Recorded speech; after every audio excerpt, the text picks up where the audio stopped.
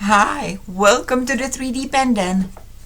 Recently, I released a video on how to iron your 3D pen projects to achieve smooth and fun multicolored surfaces.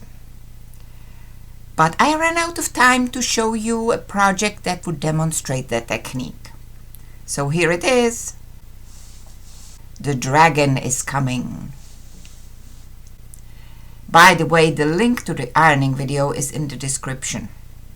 I recommend you watch it before trying this. You may need the specifics. In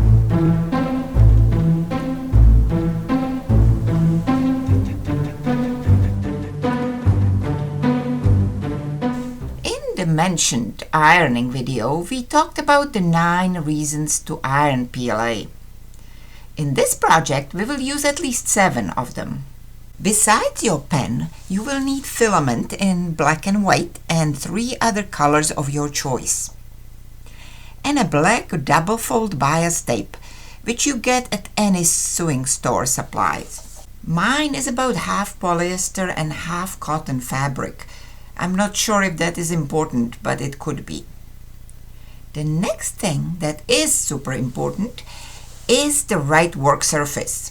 I like to work on a sheet of plexiglass sprayed with matte acrylic coating, and I attach a clear file pocket to the bottom for easy pattern rotation.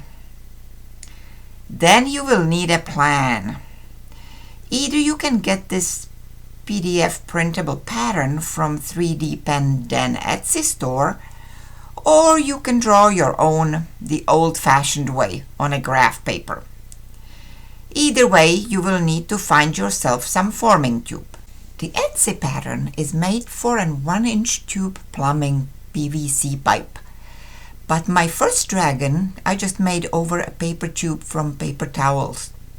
The circumference of the tube has to match this dimension of the pattern. And the black skeleton part is double the outside diameter. So find a tube of your choice, and you can always print the pattern a few % smaller or bigger to match your particular tube. Since this is primarily an ironing project, you will need an iron and some Teflon sheets or parchment paper to protect it from sticking to the plastic. Once you get to the assembly part, you will need a wood burning tool. If you don't have one, you can just glue the whole thing together. Maybe. I haven't actually tried that, but in theory it should work. Then you will need a third hand to hold things. And if you don't have one, just get something that will do the job. This is not a project for a complete beginner, so I'm assuming that you already have some basic tools of the trade on hand in your studio. And you will need all the clips in the known universe. Now we are ready to get started. Start with the black grid. And I usually make the edges double line or even a triple line.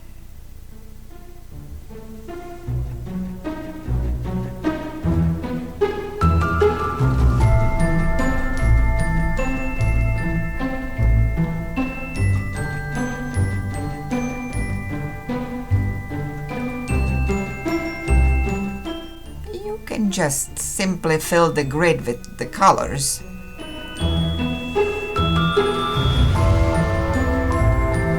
Or you can do some fancy penmanship over the top. Like so. Whatever you do will affect the final look of the surface. Here is the simple fill, and here you get more gradual transition from one color to the next. Let's do the straight fill to keep things simple for the first try. The 3D Pen Den Etsy pattern has all the multiple colored parts all laid out, so you don't have to switch to a different filament color quite as often. Do all the reds in one go, all the oranges, and so on. I do work with multiple pens, but I anticipate that most people won't have that luxury. Here is the head of my first dragon, and I would like to add a word of caution here. While it is a lot of fun to have all these optional accessories like teeth and horns and ears and so on, it does make the head heavier, which affects the ease of the motion of the finished dragon. So it is entirely up to you how many of these features you feel is necessary. The only parts you really need is the basic snout and the eyes, and the rest is optional. I will go as simple as possible for this video dragon, but I do want to show you how to plan for a different color inside the mouth should you want one. And it may give him some cute freckles too. The top color will be the one inside the mouth. The double layer is a bit harder to work with, but the colors will merge a bit, giving it a slightly speckled look.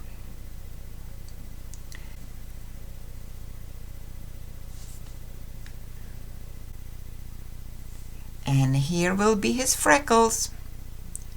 Making eyes could be a whole separate video, but let's stick with just two options. For either one of them, I will just color the eyes white for a start. Then finish his face and hair.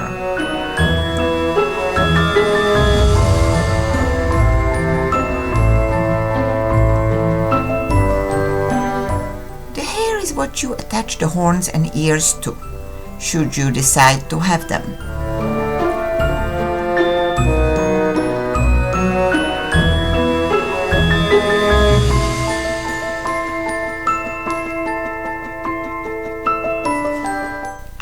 Also cover the back of the eyes so they don't show on the back of the head. They will still show a little, but we won't see that part much anyway.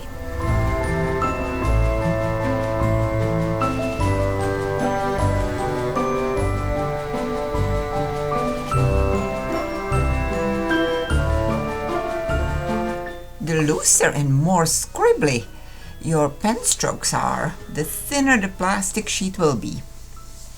And also more interesting the color merging that will result from the ironing of that part.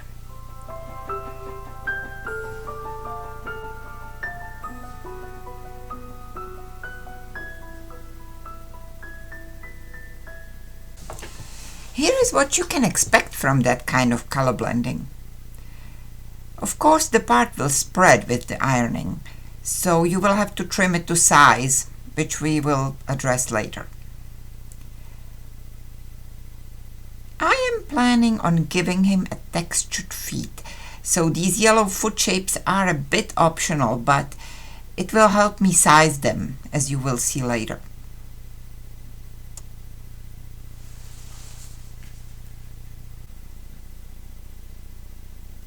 This pattern is designed to make the spikes double up, to be stronger and to help both sides look more similar. But they will never be completely the same anyway, so you may decide that making just half is enough. It's less work that way, so you decide. And you don't even have to decide beforehand. Make half now and do the other side later if you do decide you need it. There is a white line on the final pattern, so you can see where the midline is.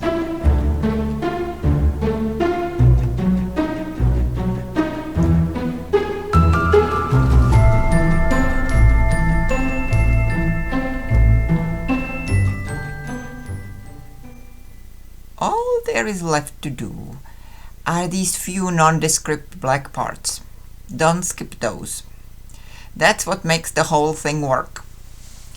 Here it says make 10, but for the dragon body you will actually only need 9. The last rectangle is there to attach the legs, unless you decide to just glue them on, in which case skip the 10th one. Here is all we need. Time to iron. Iron ironing is a relatively easy way to achieve a smooth, finished-looking surface without having to sand and paint the whole project. I usually iron on a wooden board. As you can see, it's getting a bit burned. In my ironing video, I say you can also use tile. So I will test that today to see how that works in this particular case. Sometimes the equipment can make or break a project. I also just found these white Teflon sheets, which I'm excited to try because they are so much more translucent than the brown ones. The two sides of the pieces already look quite different. The side that is immediately touching the iron will distort more, so put the side you are planning to use on the bottom. Set your iron on as high as it will go and move it as little as possible. I set my timer for 2 minutes, but you may need different time depending on your equipment. Never ever walk away from it. That could be a fire hazard. If you do get accidentally distracted, the timer is there to scream at you in 2 minutes. Some irons are designed for safety to switch off if not moved constantly, so you may need to stay there anyway and move it just slightly. After the 2 minutes, check it against the light source. If there are any holes still visible, keep ironing. Now, for a quick review, the white Teflon sheets are a bit more porous than the brown ones, and some of the plastic got through the mesh onto my iron. So I had to put a parchment sheet on both sides to keep the plastic from messing up my iron. Also, by the way, it took way longer to iron on the tile than on the wood, because the marble is cooling it too much. I eventually switched to a ceramic tile and preheated it, and then it worked and way better. Just keep in mind that equipment matters. I personally am going back to my board for the rest of this video. After a while, check again, and when the holes are all gone, you are done. Here's the other side. Now we need to stick it between two cold tiles to get it to release from the sheet. You can also just wait until it cools down, but I am always too eager to see the results. Plus, the tiles keep it from warping during the cooling process. Here we go. Now do this to the rest of them. Now that the surface is finished, we need to get the size back under control. If you compare the ironed pieces with the original size, you will see that all the parts have spread ever so slightly. It's time to use the part of the pattern that we didn't trace, this white one. I will cut it out, for this will be our pattern to cut the body parts into the right shape. This shape is what will allow our dragon to wiggle.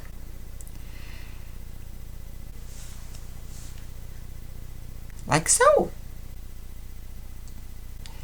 It's helpful to bend it on the dotted line, so you can use it as a registration line to put the bend in the middle, right through the central line of the white diamonds, so everything stays centered. Trace it with something you will be able to see and cut it out. This is not super great for your scissors, so don't use your best sewing scissors for this. Fiskars scissors are nice and sturdy, and you can get sharpeners for them to keep them in working order. Also, metal sheet scissors might be an option. You don't really need to sand these much, but take off any sharp edges or corners. Here we go, all 8 of them. Ideally all the same size.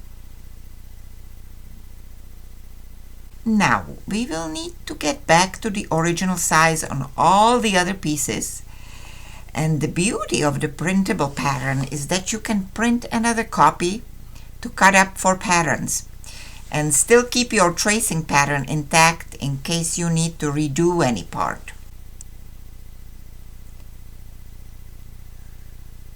We will need 9 of these, all the same size. When you cut the pattern for the first headpiece, you may need to bend a registration line where the orange part meets the first body segment. That will give you a chance to align and trace the front, and then the back line will need to be cut with the body segment pattern, so it will have the same slants as the rest of the body parts. On the face part of the head, you really need to only worry about the bottom curve being the right shape.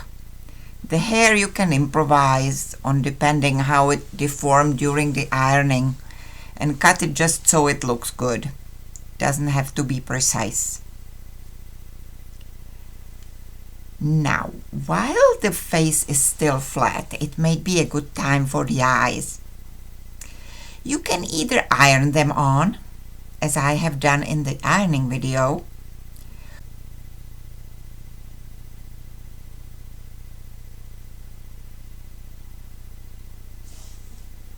or you can just draw them on with a permanent marker, which is what I'm going to do for this video, because I want to try to make the head as light as possible to see if it will make a difference in the movement of the creature.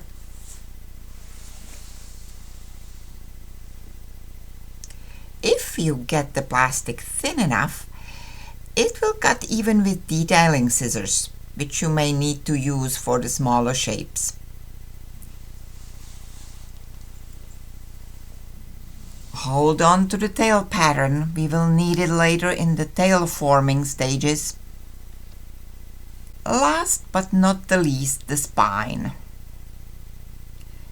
If you made both halves of the spine, you will need to cut it in the middle. Put it on top of each other, the wrong sides together, and fuse it with the iron.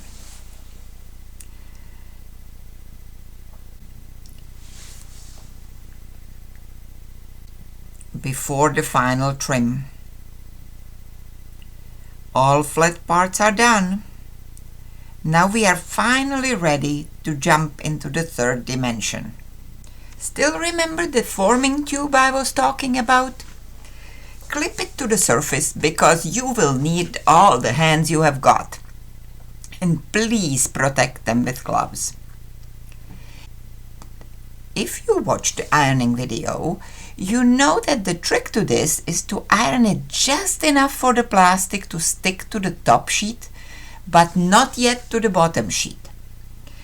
So we can still pick it up. Which makes me think that perhaps here it would be better to use a cold tile on the bottom to avoid heating up the bottom too much. You can try that. Hold it there till it solidifies. Or you can even clip it on for a while till it's really cold. Here we go. Alternatively, you can also shape these with hot water, like in the bracelet video, if you find the hot water forming process easier.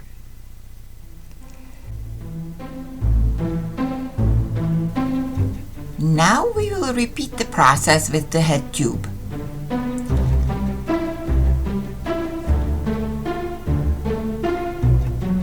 Make sure you align the edges well.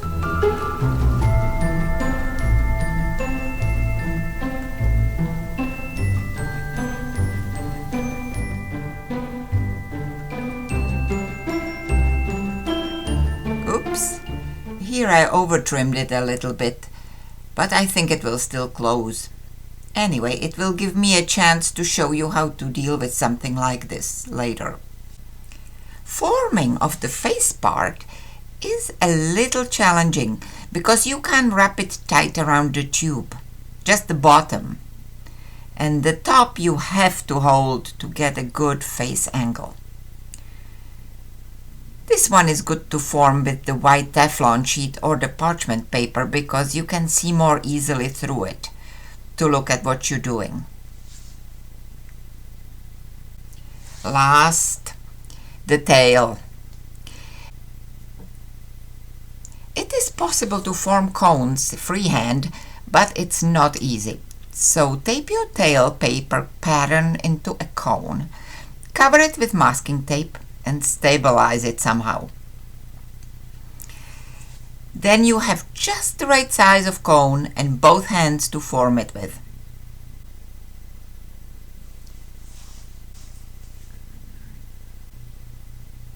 Here we go.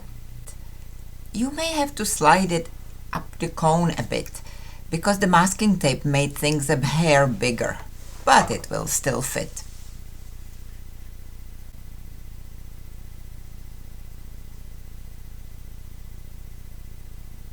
Now all we have left to do is put it all together and we have a dragon. But that will have to be another video. So until next time, go and make some dragon parts